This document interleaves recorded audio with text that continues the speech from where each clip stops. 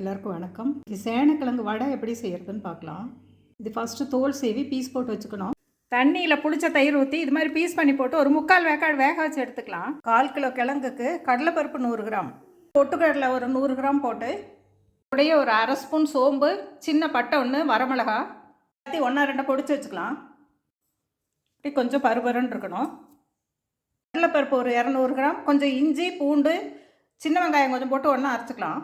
இது மாதிரி ஒன்றும் பாதியமாக இருக்கணும். வச்ச கிழங்கு கூடையே உப்பு போட்டு ஒரு சுற்றி எடுத்துக்கலாம்.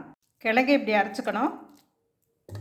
அது கூடயே கொத்தமல்லி தழை, வெங்காயம், பச்சை மிளகாய் எல்லாத்தையும் போட்டு பிசைஞ்சிக்கலாம். தண்ணியே ஊற்ற தேவையில்லை. மாவு இந்த பதம் இருக்கணும்.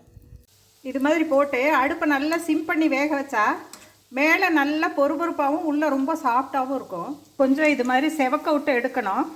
இது மாதிரி ஓட்டை போட்டு போட்டால் நடுவுலெல்லாம் நல்லா வேகும். சேனக்கிழங்கு வடை ரெடி. வணக்கம்.